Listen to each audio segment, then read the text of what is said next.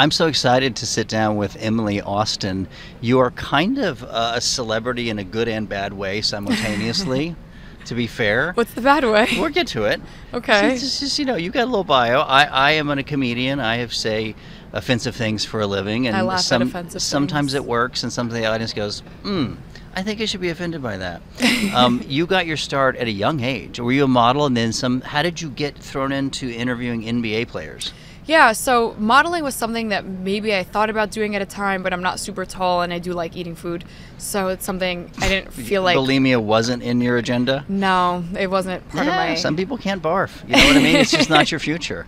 Wasn't in mine, for sure. And, you know, at one point I did actually run for Miss New York. I brutally failed, but ironically enough, they invited me years later to be a Miss Universe judge. So I guess you could call that a win, in a way. And then, you know, running really showed me that, like, I could do this public speaking thing. I actually love, you know, kind of talking in front of people. I loved the interview part. I loved the runway. It was fun. And funnily enough, despite losing, I still got a lot of attention from it because a lot of people thought I would win. Right. And that grew my following. And then when the pandemic hit, I was just in a space where I was like, okay, I don't love what I'm studying in college. Like, it's time to make a change. And my dad is like, you're going to be on TV. Like, you're great at speaking. Just go for it. So you were at the age when the things you did at 17, 18, there was a social media following to then acknowledge you, applaud you, and even anything you did was good attention.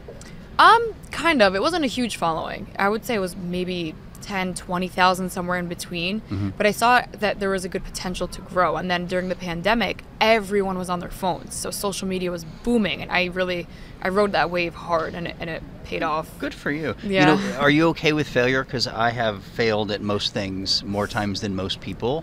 I was telling the previous guest that I had, like, you know, hundreds of publishers that refused to publish my first book.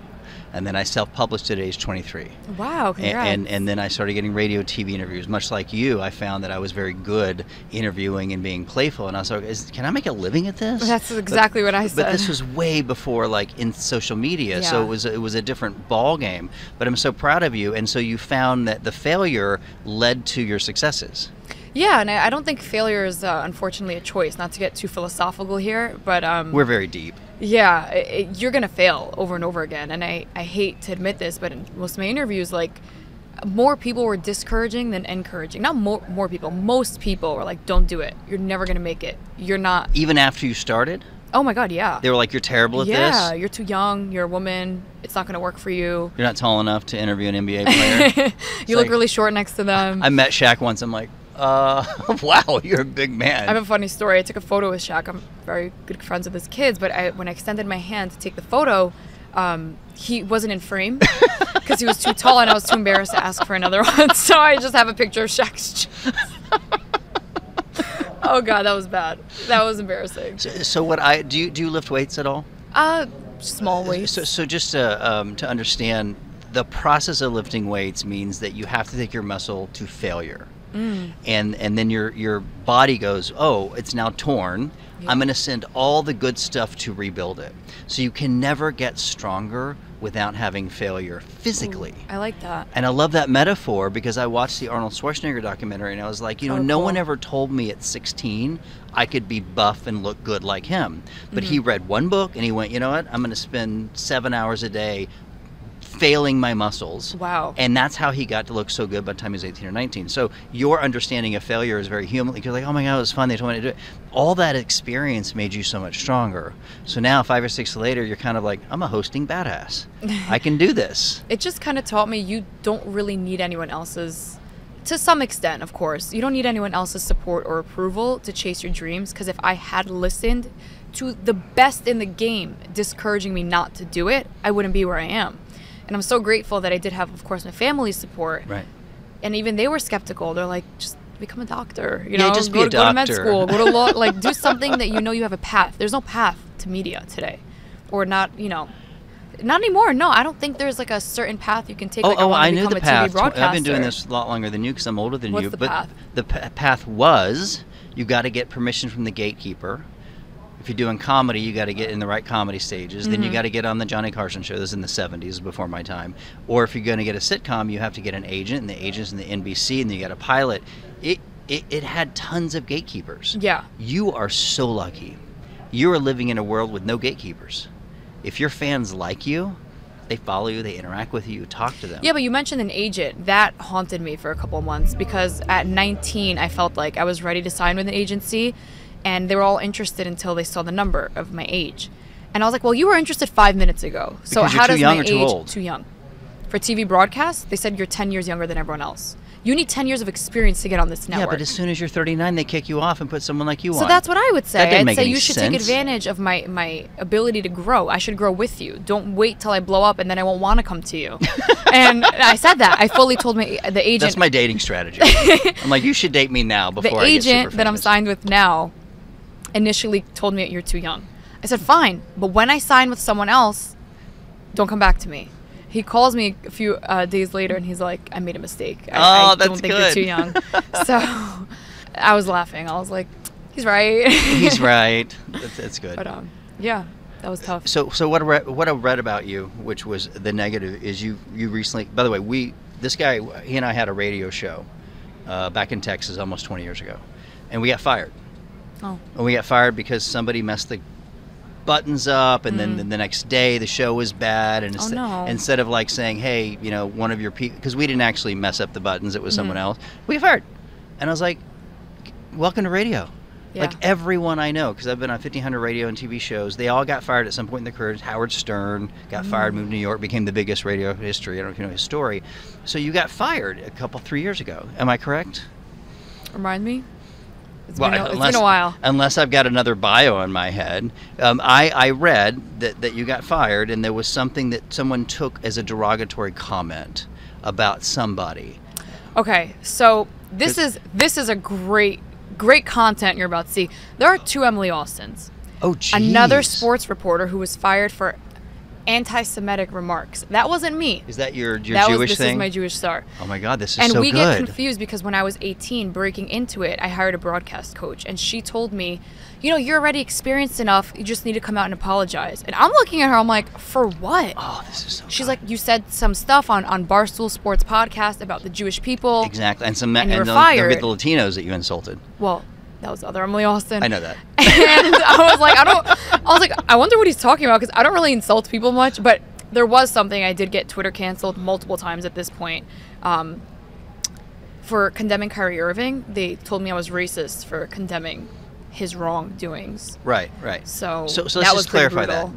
This is great, by the way, because Yeah, it I'm happens a honestly lot. like, oh, I got something dirt on you, and you're like, that's the different Emily Austin. Did you ever think about adding a second name, like Emily Austin or something, because that woman obviously is trouble. Yeah, the name confusion has done me dirty.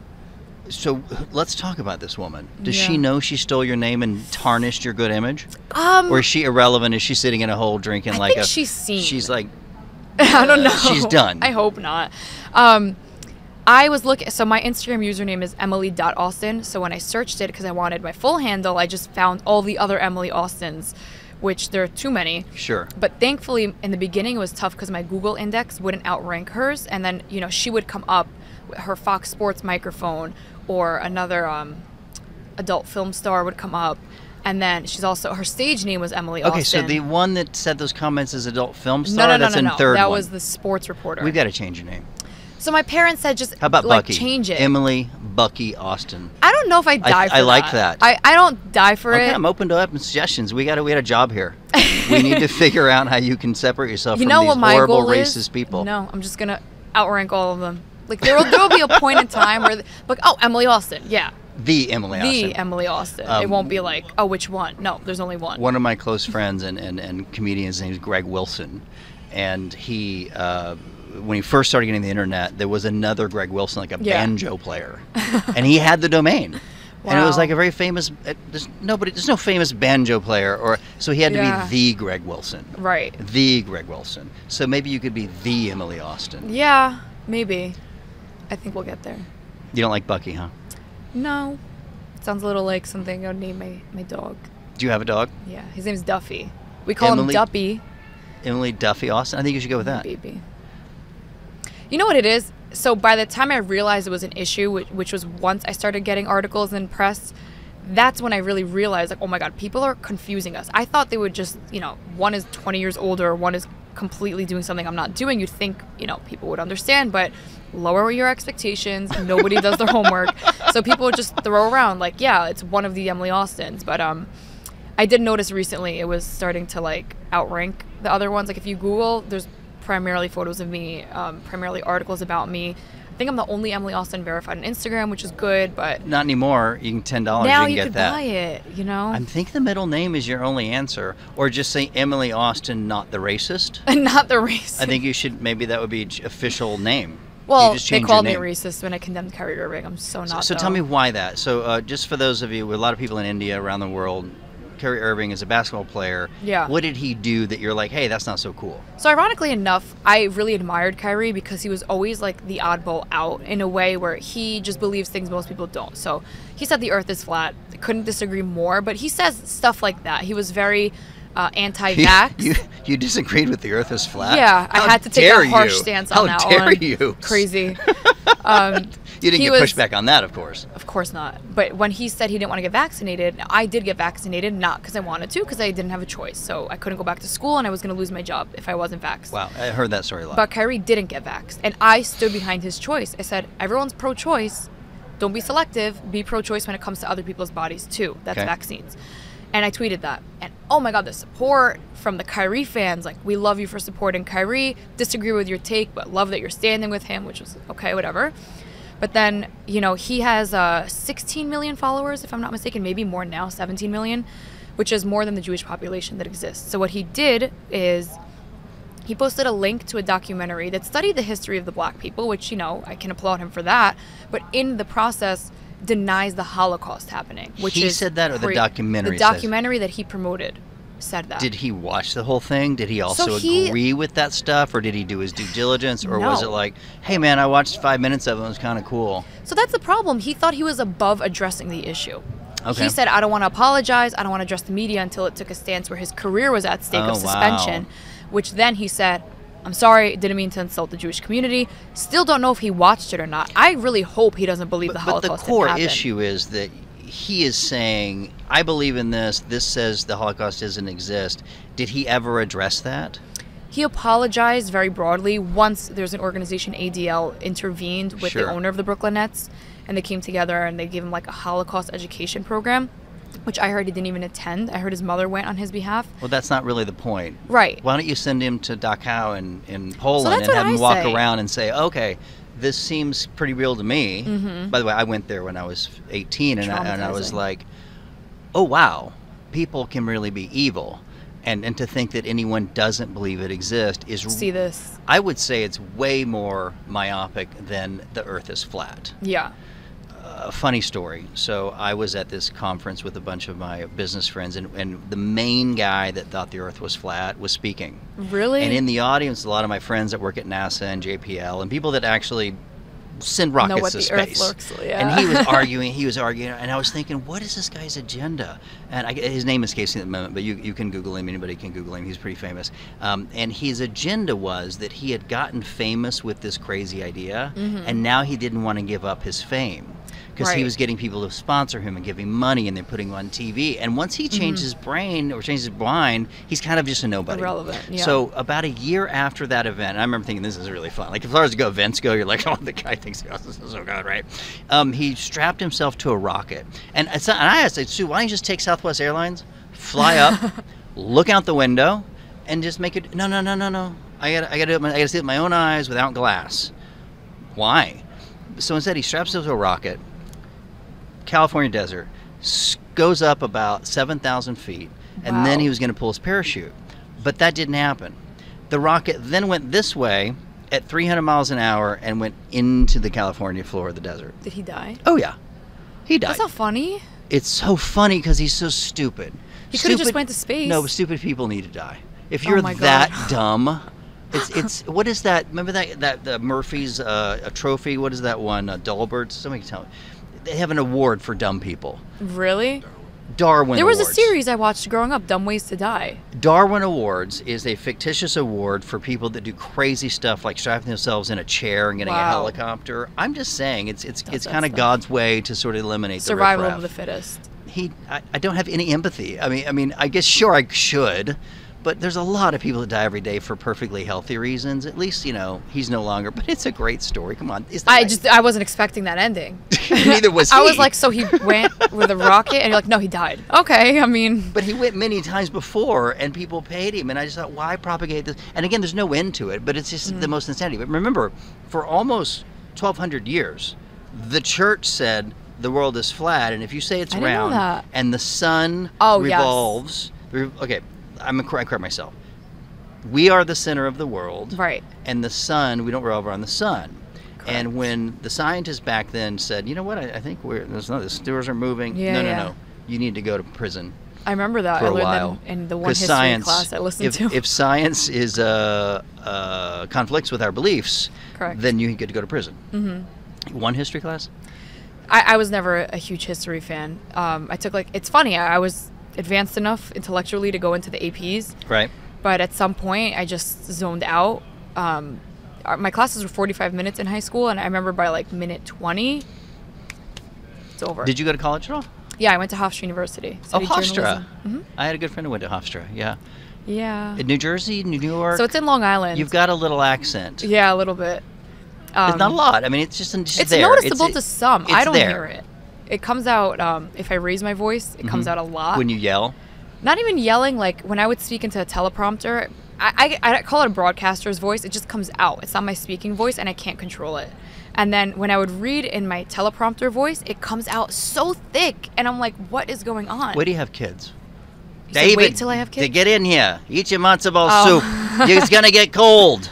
You're going to do that. You're going to be a nice Jewish mother, aren't you?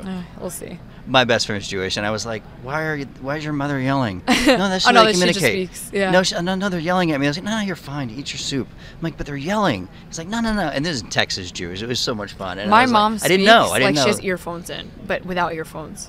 So. She's right there, right? Yeah, no, full shade. Give me the best interpretation of your mad mother. Emily, you're so irresponsible and negligent. Oh, what would you do if I wasn't in your life? I can't even imagine. God forbid. Oh my God, you're so lucky I'm the best mom. Oh God, if your head wasn't attached to your shoulders, where would it be right now? You probably would have lost it 20 years ago. That was good. She's my harshest critic and my number one fan. Is that your internal voice or her voice or both? That's totally not her voice. What's her voice? She actually has a really pleasant voice, but it's just very loud. You can't miss it. In our house, she designed, scratch, ASMR. She designed the interior, and she's like, I don't want walls. So everything echoes in my house. So we hear everything. There's no privacy whatsoever. And you just hear her voice because it's the loudest one. Arguably second to mine, but I intentionally yell. That's just her normal conversation voice. Just a loud voice. Yeah, it's loud. Did you know that I am a handwriting analyst? Did you read that part of I'm just embarrassed that you had to see my cursive that I never learned, but my English one's not normal. Is not that bad. So first of all, there's nothing super bad here. So just for the record, we asked the guests to write, and some are so young they never learned how to write cursive. Yeah. And so it does look like an epileptic chicken. You know what? I was going to quit, and I was like, I'm not a quitter. I'd rather humiliate myself than quit. So that's a humiliation. So just to be fair, I kind of disregard this. Okay, good. Because I know you haven't learned it. It's not part of your unconscious mind. It's not habitual. And then I look at the bottom part, which has got connected writing, and I'll tell you what it means. But just so you know, Please. I get that that's not how you normally write. But even still, sometimes the cursive, even though you didn't learn it, reveals some unconscious traits that wouldn't come out in printing. Interesting. And so, for example, this is the normal writing. Perfectionism. Me? Yeah. Like you want things in a certain way, and that becomes sort of an obsession to get things right. Does that make sense? That's a good thing. That's a good thing because you need to be correct. Mm-hmm. You also procedural and nurturing. I think you're going to be a great mom. Thank you. I think you're very feminine and nurturing, and I think that's a good nurses and teachers, and I love and there's some teaching. Patience in there that's great. There's a lot of quality traits, and you tend to live in the moment. So the writing that's kind of rounded is a playfulness to be in the moment. The downside is planning 10 years ahead is not your strength. Yeah. Do you follow? Yeah. But the most playful people in the moment are in the moment. And the most boring people are the ones that are not in the moment but planning ahead to the future or living in the past. Correct. So that's really good qualities. Pretty good self-esteem. I would say that your ego is healthy. I wouldn't say you're not an egomaniac though. I wouldn't even call you a narcissist. And I know I'm that. so glad. Well, the thing is, a lot of people, because you're Instagram and because you're on video, they assume that it's all about what you look like. But I don't think so. I don't think you look in the mirror and go, I'm so perfect, everyone should love to date Actually, me. the exact opposite. So What I'm saying is that I think that you have self-deprecating and you see yourself as you got to try harder and you got to work harder. And how would you rate you? Like if you were talking to your psychologist, self-esteem is a 1 or a 2 or a 3 or a 10? Ooh, I have my days. You know, some days I wake up and I'm like, I'm her. Like, I'm so good today. And then other days I'm like, oh, why did God put me on this planet? Like, who am I? What am I doing here? I'm just so tired. Like, I hate everything. And it's really like, maybe it's the Gemini in me, but I really have two extremes of like, I'm the best, or like, God, I hate everything. That's very honest. Thank you for that. Yeah, I know that when I was young, I had a lot of teachers, a hypnotist and a handwriting expert, and he said, Bart, if you raise your T-bars, I think your self-image will go up, because I didn't think I was very handsome or strong or anything. And so one of the things I did is I just replicated this thing, and I really think it affected my brain, so that I began to think I was more successful than I was. Because here's the thing about success, is if you can't see it, you never go for it. So if you don't think the pretty girl's gonna say yes, or if you don't think you can get that job, you would never try. And you had the same problem, is that they were telling you can't do it, but something inside you said, I think I can. Yeah, you know, my father would always emphasize that point to me. He's a great public speaker. He's a businessman. He always said, if you're walking into a room, you walk with your chin in the sky. He said, the fact that you're in that room, no one else in that room is better than you. You're there for a reason. Don't ever look at yourself like you're not, like someone's better than you, because they're not. And he says this about, I've been in some crazy rooms with crazy people between like my time at the UN or my sports careers. Like just 2 weeks ago, I was going to like a very high profile event where everyone was an A-lister, and my dad's like, guess what? You're going. So you deserve to be there, and don't let anyone tell you otherwise. And just his repetition of telling me that since I'm like 5, you know, even in school, like, you're the smartest, you're the best. Instead of becoming a narcissist, he just like kind of showed me like, you know, you belong in a way. Like, no one's better than you. I don't think I'm better than you, but I don't think you're better than me. That's great. So I think like everyone's. I'll tell you a funny epiphany I had about fame. And 2 stories. So first, I was hanging out over there in this conference with the host, and I did the morning they have a morning stream. So I co-hosted the morning stream, which they assume that you're very important if you're co-hosting, right? and as I was doing that, people were coming up to me and were like, hi, I'm so-and-so, I'm so nice to meet you. They didn't know who I was. They never heard of me. They never heard of the show, never saw a comedy spit, but they assume because I'm in that place, I must be important. Yeah. So let me tell you how easy it is to get famous. So when I started going to India in 1996, probably the year after you were born, so young. I'm not old. I'm not worried about it at all. 5 years before. Yeah. Thanks. You're the best. Yeah. Young. So I was going to India, and again, still internet existed, but not really, right? So you couldn't really Google, and like I can IMDb you, and you can IMDb me, and he's 16. IMDb? Internet Movie Database. Like, okay, I know like the actor's profile. That's it. Oh, okay. In LA, it's a verb. Okay. In LA, like, did you IMDb him? Well, of course I did. That's so funny. We're not going on a date until I found out what his ranking is. Oh my God. And how many movies he's really been in. And were they high budget movies or low budget? Don't go to LA, you'll hate it. I do hate it. So my story was this. So before all that stuff where you could actually judge people on real criteria, like bad movies, there was only one criteria. And this is what happened to me. This guy invited me over there. He had read one of my books. He was one of the #1 like motivational speakers. So he told everybody I was really important. Okay. And they all bought tickets to see me. Wow. And this one guy goes, this guy's very famous in America. You see him, right? I wasn't very famous in America. Yeah, I'd done some books and yeah, I've been TV shows, but as far as like big movie star, no. And then one person then told their friend, hey, we're going to go see Bart. Who's Bart? Well, apparently my friend Pradeep says he's famous. And the 3-month tour I was over there, or 3 weeks or whatever it was, people got my autographs. Wow. They had red carpets. They posted pictures. Like, to this day, I'm a celebrity because one person they trusted told them that I'm important. That really goes to like the point, not fake it till you make it, but like you are what you present yourself to be. But it wasn't fake. I mean, authentically, I had books. I mean, I was. Yeah. What I'm saying is, there was no real reason. They'd never seen me in a movie. It wasn't like they've seen 10 movies. Yeah, they just believed But it. if I say Emily is very important, She's going to be a superstar. She's all this thing. You're going to want her autograph. But I'm sure you played the part too, because if someone gasses you up and then you don't meet their expectation, they're just going to be disappointed. Oh, I enrolled so clearly you met the expectation. I enrolled them in my cult. I had them kiss my feet. I wanted them to give me money at every possible turn. I wanted them to know that the more money they give me, the more their dreams will come true through the Lord. Nice. None of that's true, by the way. None of that's all satire. You know that, right? I could, yeah, I interpreted that way. No, it was great. No, we did self-help stuff and we taught them stuff. It was really, really good. You're just delightful. Are you having fun? Yeah, I am. Yeah, this is good. I kind of want to end on another impression of your mother, but I would rather also tell me call to action. How do we follow you? How do we keep in touch with you? How do we get your fan base to 13 million people? Thank you. I'm primarily, I'm not primarily on anything. I'm on everything. My Instagram is emily.austin. My Twitter is Emily R. Austin, because Emily Austin won't give me my handle back. Emily Bucky Austin? Yeah, Emily Bucky Austin refuses to give me the handle. So if you search Emily Austin on every platform, you'll find me. My sports show is called The Hoop Chat with Emily Austin. My ego had to put my name in there somehow, and ego's good. Yeah, you need to walk in with your chin up. Your dad told me that. He did. He said, Bart, wherever you go into a room, walk with your chin up, because Yeah. they don't know whether you should be there or not. I'll send him your regards. Emily.Austin. Yes. It's been great having you on the show. Thank you for having me.